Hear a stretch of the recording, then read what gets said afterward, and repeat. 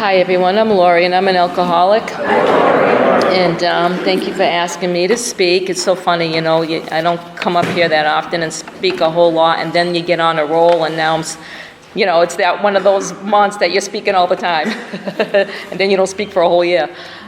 So I'm just so grateful to be here. I've been through the process with a loving God, with a step study sponsor. I've made my amends, and I work 10, 11, and 12 in my life on a daily basis to the best of my willingness and my ability. Can you hear back there? No. No? Oh. Yeah, muscle up to the mic. Okay, I guess. All right, how's that? Better? Okay, thank you. What time is it? Can you time me after like 20 minutes? Because I left my bet. phone in the car, thank you. Yeah, I'll get the Because I love hearing from everyone else. So just really quick on how I just got to the Big Book Step Study. I love this step. I was in a great deal of pain. I was 2 years sober, and I was doing meetings 7 days a week. I wasn't feeling any better. Pain has always been a motivator for me. The pain became great at 2 years of sobriety. I was going to meetings just to avoid myself. I had nobody in my life. I was very isolated and angry and withdrawn, really, from the human race. You hear people in the meetings, on a pink cloud, and I used to get so angry, and really, that's an understatement. I would be very upset that people were on a pink cloud except for me. I wanted what they had, but my pink cloud came after doing this work, and I'm so grateful for that. I think if I was on a pink cloud early in my sobriety, I probably would have drank. I was one of those ones, you give me an inch, I took a mile. So I'm just grateful. My experience is what it is, we surrender in step 1, and AA requires another surrender. We surrender in step 3 again, and that was where the surrender really, even though I put the booze and drugs down, I still hadn't surrendered. I was still self-will, one riot to the extreme, and pain being a motivator.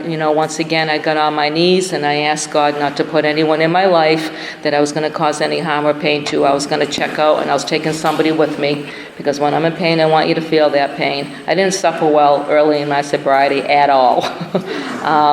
And it was just a horrible place. I was living in that self-imposed prison. This book talks about, we holding on to all of these secrets, and these secrets, I couldn't hold on to them anymore, was what was going on. I had to get rid of this stuff that was going on in here, the inside stuff. So this is when, God was good. He put a woman in my life, and she got me through this work. And she introduced me to Big Book Step Study to come on a Monday night meeting in Natick. And I was very loyal with that meeting. Even when I moved back to Worcester about 4 years, I was still attending that Monday night meeting from Worcester every Monday night, I think, for about 3 years. I know, because that's where my home group was, and it's where those people it's sitting in the meetings. You guys saved my life, really. Was listening to you guys. You sounded normal. You sounded sane. I didn't think I was normal. I'm like, this is never gonna work. And it was just, but I was just holding on for dear life. I came real close, to drinking. And it says that. It says if we don't do this work and do our 5th step, they invariably got drunk. Invariably means always. I was this close. I was just hanging on to my seat for dear life. And I love the first paragraph on that. And I love it where it says, we've been trying to get a new attitude, which I really was. I was trying to get a new attitude, step 2, a new relationship with my Creator, step 3, and to discover the obstacles in our path, step 4. So I had to discover the things in my path that were blocking me from God. That path that they're referring to is the path to God. I had to get rid of all that stuff on the inside to make room for God. We removed those obstacles. And, and I came to see, who I wasn't, and then when I did this work, it was like you shine after on who you are, and we become agents for God. I love step 3 where it says, He's our principal and we're His agents. When I looked up the word agents, because I looked up a lot of words, that was the suggestions. I'm so glad, and I still look up words today, but an agent means a person who has the power to represent the principal, who's God. I mean, that's a big deal. I mean, I'm an agent for God today. And that's pretty powerful. And I'm just so grateful. I feel so blessed. Time after time, newcomers have tried to keep certain facts about their lives, and we avoid this humbling experience. my fifth step was very humbling. This really was a humbling experience for me, which is, and humility is the opposite of ego. But I did find someone, I knew when I met my sponsor, I trusted her. And we cultivated a relationship over time, getting to know her. And I knew at this point I was just okay with her.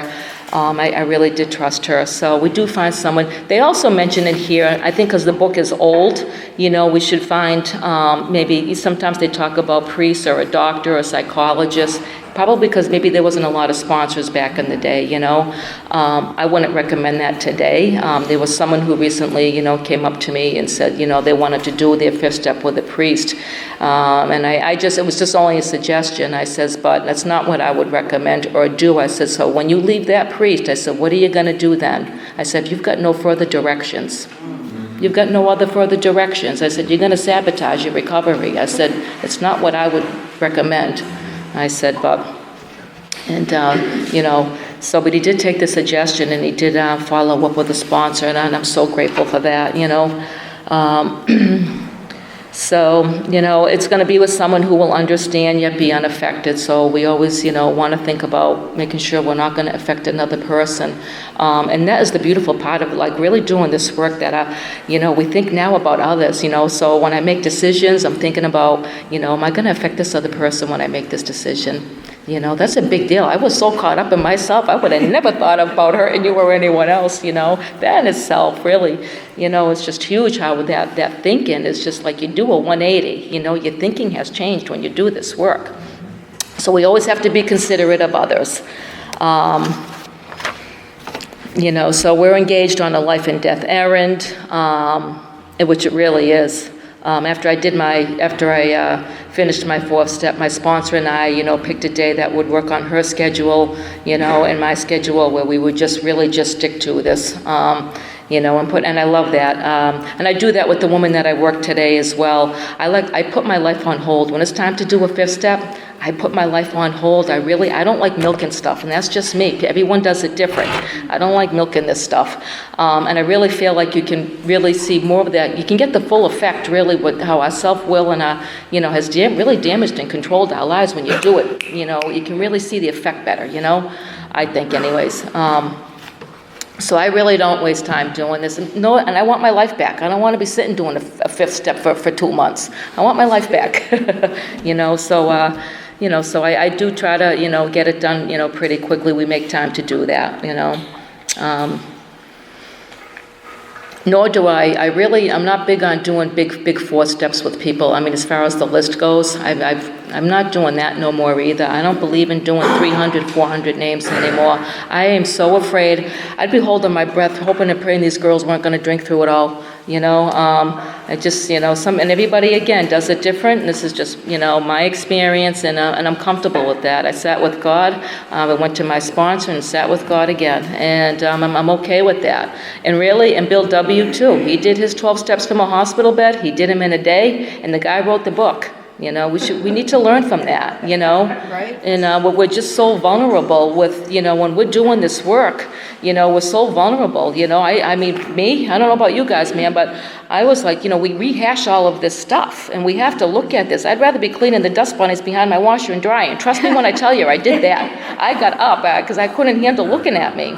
So I would take a break and go back to it and go, it's just, and this is why, I think, with really doing this work, and they tell you to write for an hour. And I'm a firm believer, if you can do that, and this is why, because we're so vulnerable, that we should be writing every day to get this work done, and do it in a few months. The list the list doesn't have to be long. We've got a 10th and an 11th step there for a reason, and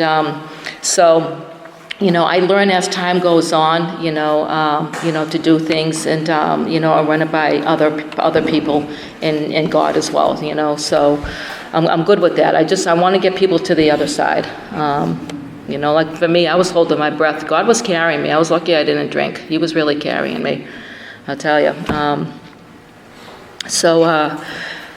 We don't, and I love this, when we pocket our pride and we go to it. We got to pocket our pride. I mean, my pride almost killed me.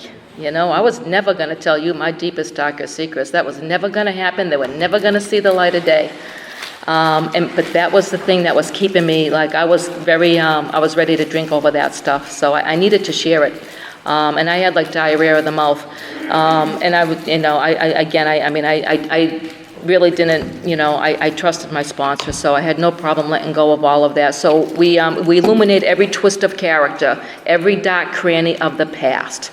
I mean, we have to, this is all about getting honest with ourselves. We have to get honest with ourselves, and it says it in step 4, it's the key. Honesty is, we take stock honestly. The word honestly is the most used word in our AA literature.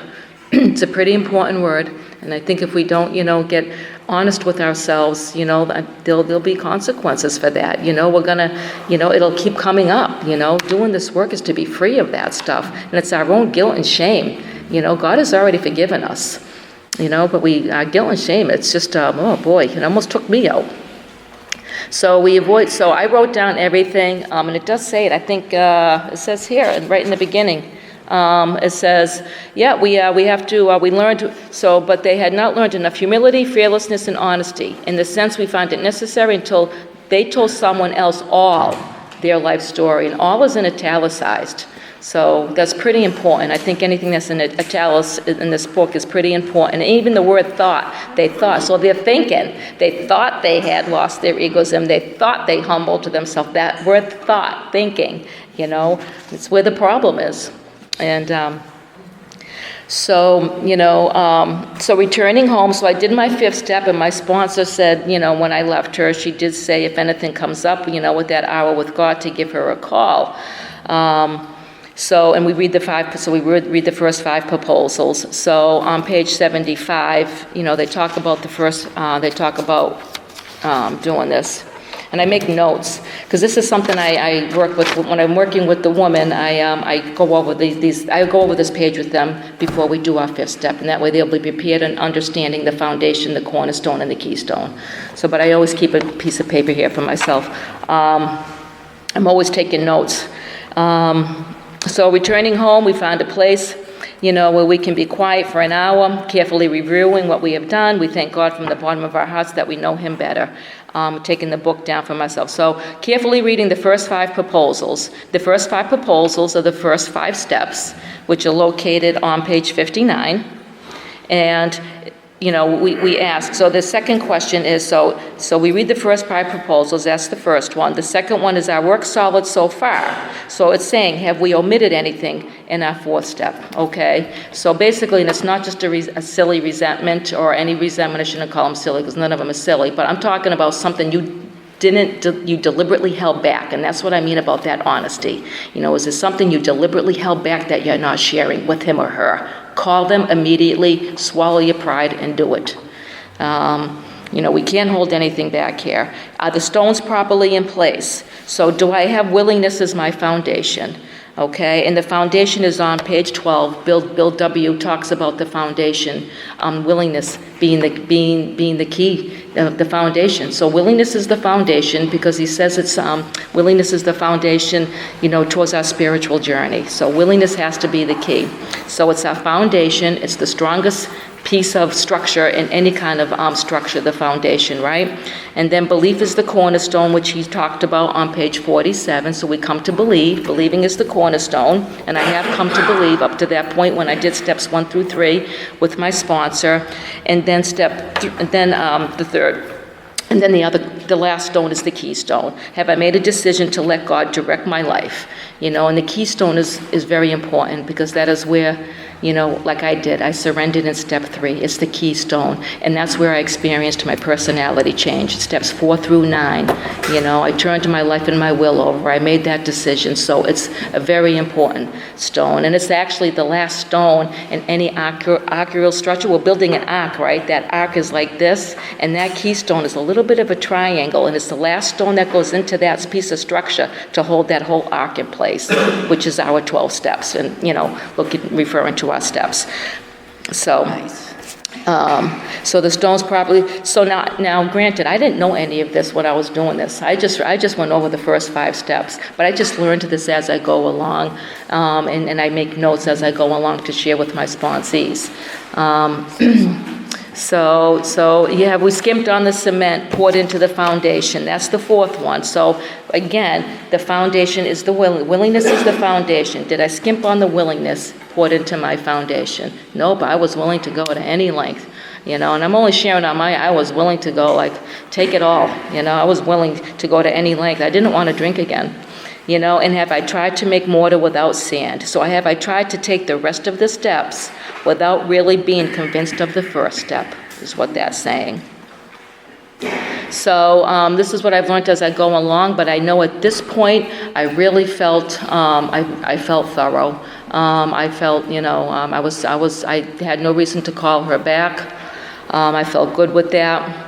And it was after I did this, and I had my big book right next to my bed, because I still do, actually it's in a different place now, but that's my go-to, my little sanctuary. I have my book and my prayers and all of that, But in the beginning, my book was right next to my bed all the time, because I was just learning how to pray. I really never had any set prayers. So I started, doing the prayers on, I forget page 85 it is, and I wrote it down verbatim. So I was learning a lot, through the book, and so I did pick up my book. It wasn't on a shelf, it was right next to me. I had it at my hip, and I did read it, and I felt comfortable, but I will tell you, I had a very powerful experience. I really did. That pink cloud actually happened for me, It was very emotional for me. It was a presence that I never experienced before. I believed in God, but this was very different this time. Step 10 talks about entering the sunlight of the Spirit, and the Spirit is that awareness. It's an awareness of a power greater than yourself, but it was something so intimate and personal to me, I didn't feel alone anymore. That was the first time in my life that I didn't feel alone anymore, and I knew I was going to be okay, I suffered something awful. If we don't do this work, the suffering is just horrible. And I'm always second-guessing myself and questioning myself. It was just always in my head. And, oh, my God, it's just a horrible place to be. And so I had a humbling desire. And my directions after that were to, just read 6 and 7, after I did that. And that's when I began, when I said that 7-step prayer, for some reason, that 7, before I got out of, I was sitting on my bed, and I just rolled over onto the side of my bed on my knees. That was probably the 3rd time in my sobriety I got on my knees. And I said that 7-step prayer, and it was very, very moving for me. And I say the 3rd-step prayer and the 7-step prayer every day, no matter what. I could do a ton of prayers, but those 2 prayers, I don't. I love those 2 prayers, and I suggest that with the women too when they're doing this work, to say that 3rd-step prayer and the 7-step prayer. That's where all our character defects are in step 7, 6, and 7. To be useful and of service to Him and to others. With doing that. I love the part in the 5th-step promises. These, the book had a ton of promises, but I love the 5th-step promises. We hear a lot in the 8-step promises, but you never really hear much about the 5, but I love the 5. So, we can be alone at perfect peace. Oh my God, I could never be alone. I always had to do. I always had the music playing and cranking. I still put music on loud because I do like it loud, depending on what it is. But I'm a music person, but I don't do it to block things out anymore. I would play music to escape, that drink or that drug, I listen to music now because I enjoy it. There's a difference. I'm not using it to escape, and I had a lot of escapes. Anything to get me out of myself, to avoid myself. I could never be still. I never knew what that was. And so you are at perfect peace and ease. Our fears fall from us. Oh my Lord, fears? They really do. They never go away for me. I'm a big ball of fear, and I never knew that. I am the most fearful person you want to meet, but I don't let them own me. That's the difference. They don't own me and control me, because that's not trusting and relying upon God. And I know that today. So if I'm letting any kind of worry or anxiety me, I got to go right to God with that stuff, But that's how I'm built. I'm built to immediately go to that natural instinct, So our fears fall from us. We begin to feel the nearness of our Creator. That was truly I felt His nearness. That's that sunlight of the Spirit, And we begin to feel, so we may have certain spiritual, but now we begin to have a spiritual experience. I really did. I had a spiritual experience or a spiritual awakening, whatever one you want to call it. I think the experience is something that Bill had, which was pretty profound. And then the spiritual awakening is a gradual thing. And I think that's what most of us experience, you know. And actually on the spiritual experience in the back of the book, they actually, you know, kind of corrected that because Bill had a powerful experience. So people that were doing this work in the past, they said, look, you know, I didn't have the same experience as this guy. Am I gonna recover? You know? So it was so they changed it to spiritual awakening, I think, is what they did. And then what's a spiritual experience? Or, you know, it says it right back there. It's a personality change. It's sufficient to overcome alcoholism. You know, and it's our thinking shifts, because it's alcoholism, not alcohol. Alcohol was just the symptom of the problem. We are, you know, I'm just loaded, you know, with character defects, self-centered behaviors. Everything in my 4-step was just, you know, all self-centered behaviors. And those are the things, you know, that I'm going to drink over. And that's why it's so important for me to continue to work on myself through steps 10 and 11. You know, thank you. Is that time? Mm-hmm. Okay. Good job. And so I'll just, all right, we feel we are on the broad highway walking hand in hand with the spirit of the universe. So I've cleared the obstacles in my path. You know, that's what that's referring to. I've cleared and I'm so grateful for this process. It's truly an amazing experience. I mean, you know, you continue to work with others. It's something you don't want to miss. It is the bright spot in my life, and I don't know, I just love this stuff, and I'm so grateful to have the experience with working with others as well, and all of you. So thank you.